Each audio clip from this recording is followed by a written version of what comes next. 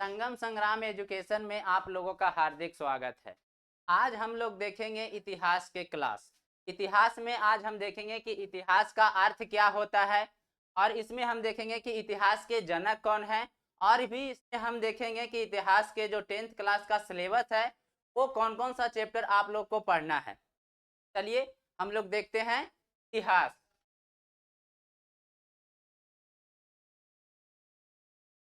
इतिहास इतिहास हिंदी में इसको इतिहास कहते हैं और अंग्रेजी में इसको हिस्ट्री कहते हैं। हिस्ट्री हिंदी में इतिहास और अंग्रेजी में इसी को हम कहते हैं हिस्ट्री। इतिहास जो है ये किन किन शब्दों से मिलकर बना है ये हम देखते हैं। तो इतिहास जो है ये 3 शब्दों से मिलकर बना है। ये जो है 3 शब्दों से मिलकर बना है। पहला इति और दूसरा ह और तीसरा आस।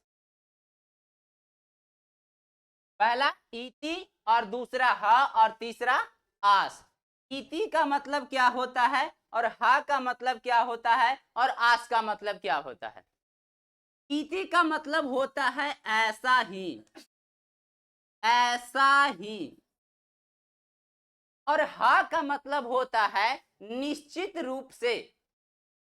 ह का मतलब होता है निश्चित, निश्चित रूप से, निश्चित रूप से।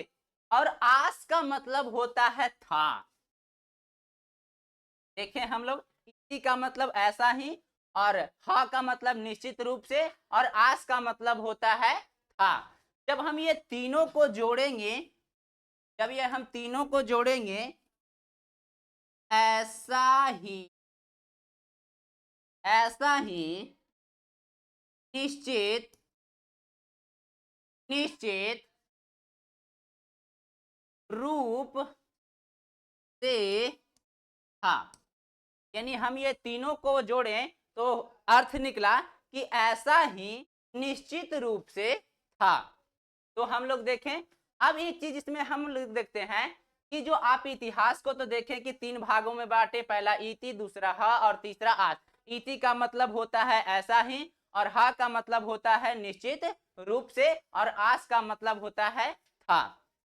अब हम इसमें देखते हैं कि जो हिस्ट्री जो है ये कहां से लिया गया है। जो इतिहास, जो हिंदी में इतिहास इसको बोलते हैं और अंग्रेजी में जो हिस्ट्री बोलते हैं, तो हिस्ट्री जो शब्द है ये कहां से लिया गया है। चलिए देखते हैं। History, history, history. तो हिस्ट्री जो शब्द जो है ये ग्रीक भाषा से लिया गया है। हिस्ट्री, हिस्ट्री ग्रीक भाषा से लिया गया है। हिस्ट्री ग्रीक भाषा से लिया गया है। ग्रीक भाषा से, ग्रीक भाषा से लिया गया है। जो शब्द जो है ये कहां से लिया गया है, ग्रीक भाषा से लिया गया है। अब हम इसमें देखते हैं कि जो आपको इतिहास जो है, इतिहास जो आप लोगों को 3 भागों में हम बांट करके बताएं। पहला इति और दूसरा ह और तीसरा आस। आस, इति का मतलब क्या होता है, तो ऐसा ही, ऐसा ही। और हा का मतलब होता है निश्चित रूप से, निश्चित रूप से। और आस का मतलब होता है था। यानी हम लोग देखें कि ऐसा ही निश्चित रूप से था। तो इसमें एक चीज देखिए कि ये 3 जो है इति, ह और आस, ये देखने में लग रहा है कि ये संस्कृत के तीनों शब्द हैं। ये तीनों देखने में लग रहा है कि ये तीनों संस्कृत के शब्द हैं। तो ये इतिहास जो है ये संस्कृत के 3 शब्दों से मिलकर बना है। इतिहास जो है, इतिहास इतिहास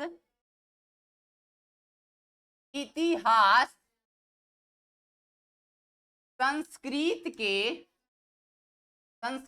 के 3 शब्दों से मिलकर बना है। 3 शब्दों से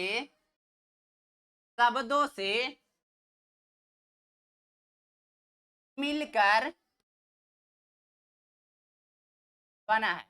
जो इतिहास जो है ये संस्कृत के 3 शब्दों से मिलकर बना है। अब हम लोग इसमें देखेंगे कि इतिहास का जनक किसे कहा जाता है। चलिए हम लोग देखते हैं इतिहास का जनक। इतिहास का जनक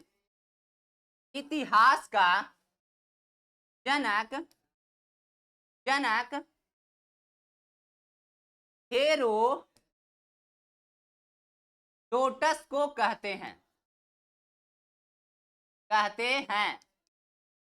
इतिहास के जनक जो हैं इनको हेरोडोटस को कहा जाता है इतिहास का जनक।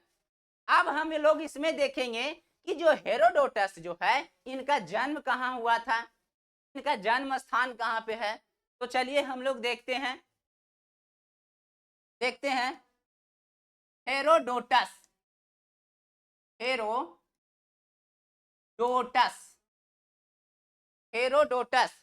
तो इसमें हम लोग देखते हैं हेरोडोटस का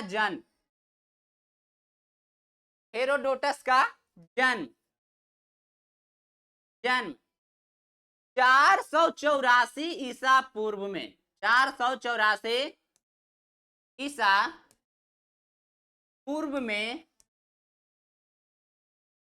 में हुआ था। यानी कि जन्म जो है ये 484 ईसा पूर्व में हुआ था। हेरोडोटस को सबसे पहले इतिहास का जनक किसने कहा था? हेरोडोटस को सबसे पहले इतिहास का जनक हेरोडोटस को सबसे पहले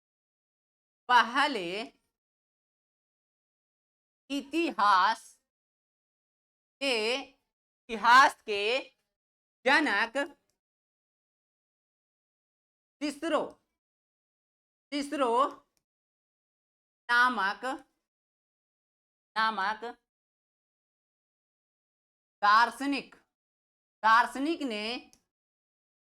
दार्शनिक ने कहा था।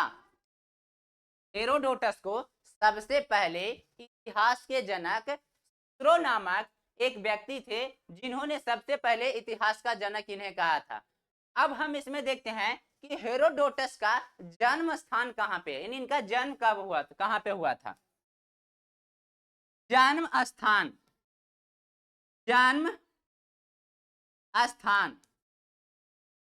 तो इनका जन्म यूनान में हुआ था। हेरोडोटस का जन्म यूनान में हुआ था। का जो जन्म है यूनान में हुआ था। और इनका एक और प्रसिद्ध बुक भी है जिसका नाम है, हेरोडोटस का एक प्रसिद्ध बुक है हिस्टोरिका।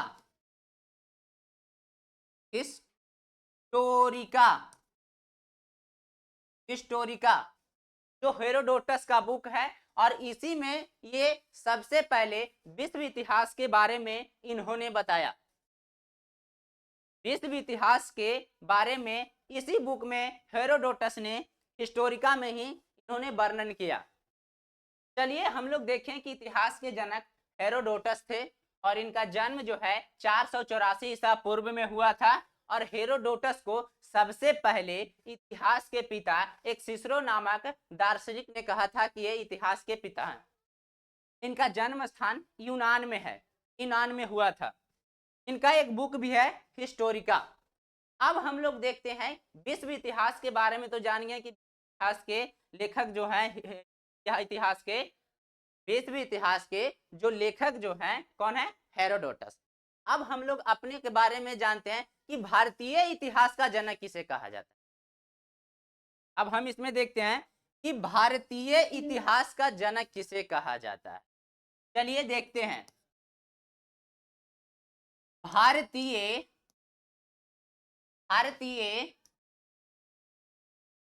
इतिहास इतिहास का जनक मेगस्थनीज को कहा जाता है। मेगस्थनीज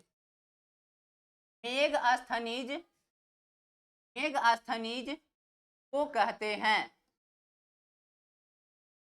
भारतीय इतिहास का जनक मेगस्थनीज को कहते हैं। मेगस्थनीज अपना एक बुक लिखा था, जो बुक लिखे थे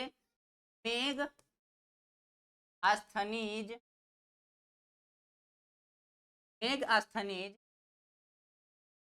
का एक बुक था,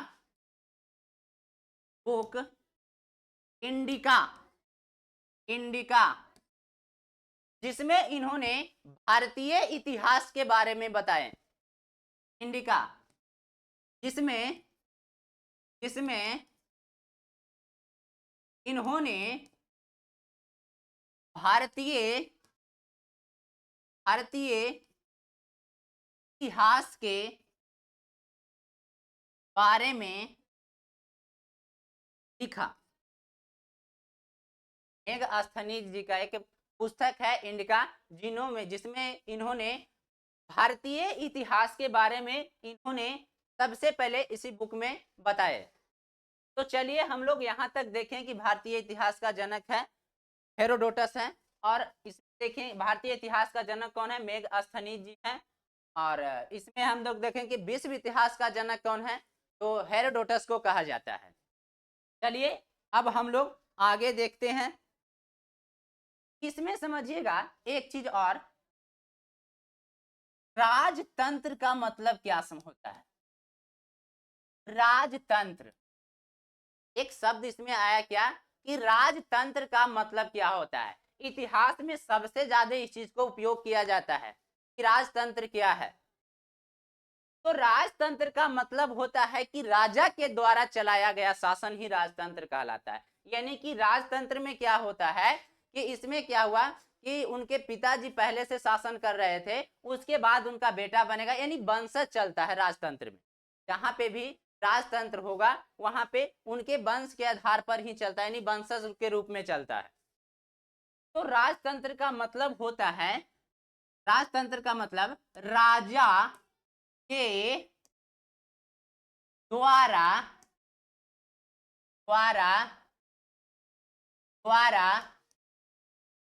चलाया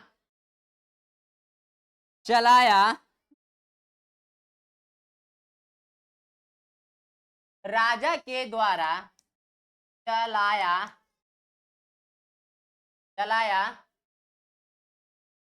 गया शासन होता है। समझिएगा, इसमें क्या होता है कि राजा के द्वारा चलाया गया शासन ही क्या कहलाता है, राजतंत्र कहलाता है। राजा के द्वारा चलाया गया शासन ही राजतंत्र कहलाता है। शासन ही क्या चीज कहलाता है, राजतंत्र कहलाता है। अब हम इसमें देखेंगे कि राजतंत्र का मतलब समझ में आया। अब इसमें देखेंगे कि निरंकुश राजतंत्र क्या होता है। बहुत सारे ऐसे देखने के लिए मिलता है, चैप्टर जब पढ़िएगा तो उसमें कि निरंकुश राजतंत्र क्या है, संवैधानिक राजतंत्र क्या है, तो ये सब के बारे में हम आज जानेंगे। तो इसमें हम देखते हैं निरंकुश राजतंत्र का मतलब क्या होता है। निरंकुश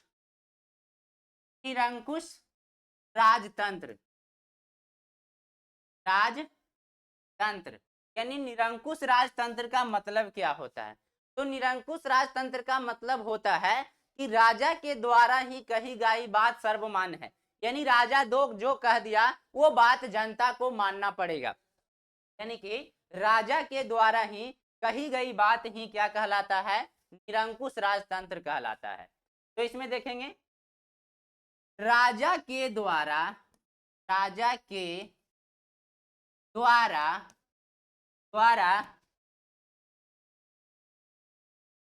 कही गई बात ही राजा के द्वारा कही गई बात ही सर्वमान्य होता है, सर्वमान्य होता है, सर्वमान्य होता है। राजा के द्वारा कही गई बात ही क्या होता है, तो सर्वमान्य होता है, तो उसे हम निरंकुश राजतंत्र कहलाता है। अब हम इसमें देखेंगे, समझ में आया कि राजतंत्र का मतलब क्या होता है, निरंकुश राजतंत्र का मतलब क्या होता है, ये दोनों आप लोग को समझ में आ गया। अब इसमें हम लोग देखेंगे कि संवैधानिक राजतंत्र क्या है। इसमें हम देखेंगे संवैधानिक राजतंत्र, संवैधानिक राजतंत्र, राजतंत्र यानी कि संवैधानिक राजतंत्र का मतलब क्या होता है। इसको भी आप लोग को मिलता होगा तो समझ में नहीं आता कि संवैधानिक राजतंत्र क्या होता है, तो इसमें हम आप लोग को बताना चाहते हैं कि संवैधानिक राजतंत्र का मतलब होता है कि कुछ ऐसी संस्था, कुछ ऐसी संस्था जो राजा के कार्यों पर अंकुश लगाता है, यानी कि राजा जो है इस संवैधानिक राजतंत्र के अंतर्गत राजा जो है अपनी मनमानी नहीं कर सकता है, तो इसीलिए कहा जाता है कि कुछ ऐसी संस्थाएं जो राजा के कार्यों पर अंकुश लगाता है, जो राजा के कार्यों पर अंकुश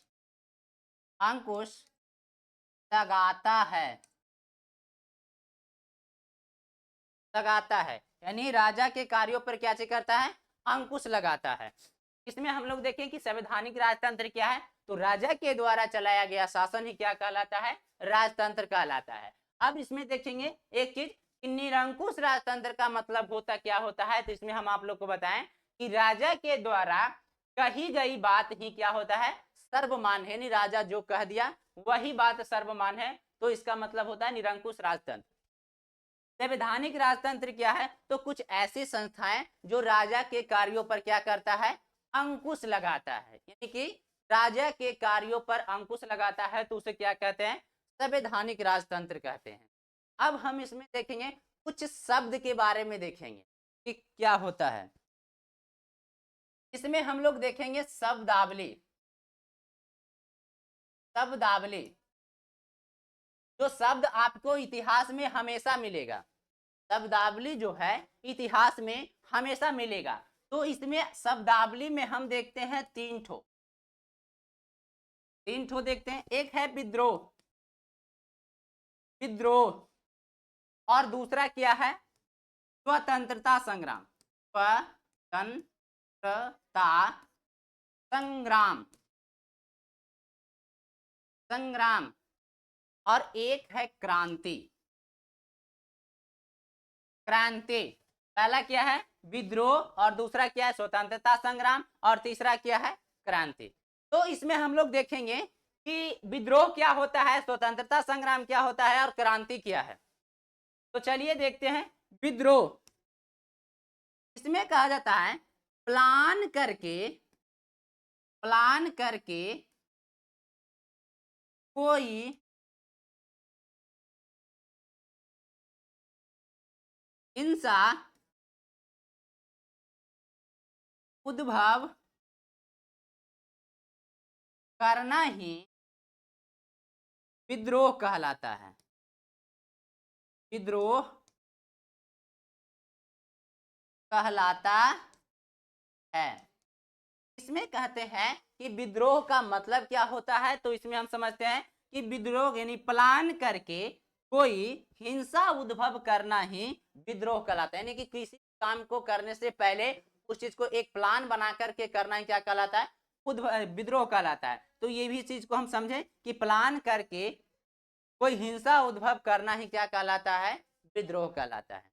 अब हम लोग इसमें देखेंगे स्वतंत्रता संग्राम क्या है, चलिए देखते हैं। तो स्वतंत्रता संग्राम में क्या होता है, प्लान करके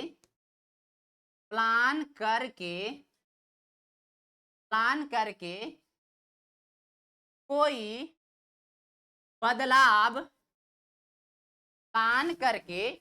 बदलाव धीरे धीरे हो, धीरे धीरे प्लान करके कोई बदलाव बदलाव धीरे धीरे हो, धीरे धीरे हो, धीरे धीरे हो, तो उसे हम क्या कहते हैं? स्वतंत्रता संग्राम कहते हैं। अब इस दो को हमको समझ में आया कि विद्रोह क्या है, स्वतंत्रता संग्राम क्या है। तो एक चीज समझ में आप क्या है कि क्रांति किसे कहते हैं। तो क्रांति का मतलब क्या होता है? प्लान करके प्लान करके प्लान करके करके कोई बदलाव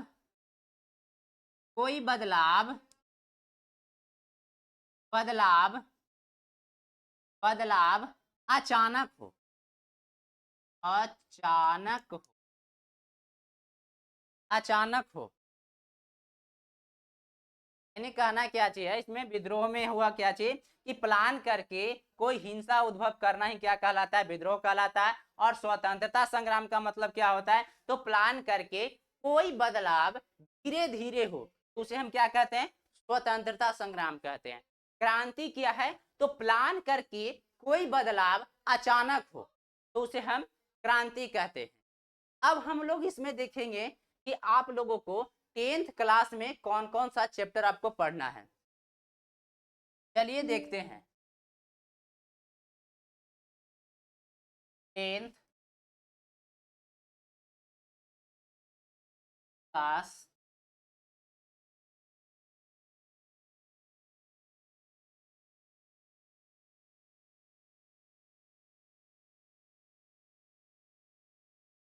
हम लोग देखेंगे क्या है 10th क्लास का सिलेबस, इसमें क्या पढ़ना है। तो पहला लेसन में आप लोग का पढ़ना है यूरोप में राष्ट्रवाद। यूरोप में राष्ट्रवाद, राष्ट्रवाद पहला लेसन क्या है? यूरोप में राष्ट्रवाद। चलिए दूसरा लेसन जो आपका है समाजवाद, समाजवाद एवं साम्यवाद, साम्यवाद। दूसरा लेसन जो है समाजवाद एवं साम्यवाद। तीसरा लेसन हम लोग देखते हैं तो हिंद चीन में राष्ट्रवाद, हिंद चीन में राष्ट्रवाद। तीसरा लेसन जो है हिंद चीन में राष्ट्रवाद। चौथा लेसन हम लोग देखते हैं भारत में राष्ट्रवाद, भारत में राष्ट्रवाद। चौथा लेसन जो है भारत में राष्ट्रवाद। पांचवा लेसन हम लोग देखते हैं अर्थव्यवस्था, व्यवस्था और आजीविका, आजीविका। पांचवा लेसन जो है अर्थव्यवस्था और आजीविका। छठा लेसन हम लोग देखते हैं शहरीकरण, शहरीकरण एवं शहरी जीवन, शहरी जीवन। छठा लेसन जो है क्या है? शहरीकरण और एवं शहरी जीवन। अगला देखते हैं आठवां लेसन हम लोग, सातवां लेसन हम लोग देखते हैं, देखते हैं व्यापार, व्यापार और भूमंडलीकरण, भूमंडलीकरण। व्यापार और क्या है? भूमंडलीकरण। आठवां लेसन हम लोग देखते हैं प्रेस और संस्कृति, प्रेस और संस्कृति। चलिए हम लोग देखें सातवां लेसन क्या है? व्यापार और भूमंडलीकरण। और आठवां लेसन क्या है? प्रेस और संस्कृति। तो इसमें हम लोग देखें कि 8 लेसन कौन कौन सा पढ़ना है। पहला यूरोप में राष्ट्रवाद, दूसरा समाजवाद एवं साम्यवाद, तीसरा हिंद चीन में राष्ट्रवाद, चौथा भारत में राष्ट्रवाद और पांचवा जो है अर्थव्यवस्था और आजीविका। छठा लेसन जो आप लोग को पढ़ना है शहरीकरण एवं शहरी जीवन। और 7वां लेसन जो है आपका व्यापार और भूमंडलीकरण। और लास्ट जो आपको देखने के लिए मिला है प्रेस और संस्कृति। तो हम लोग देख लिए ये सब कि 10th क्लास का सिलेबस क्या है, और इसमें हम लोग देखें कि इतिहास के जनक कौन है। बाकी आप लोगों को अगले क्लास में हम मिलते हैं।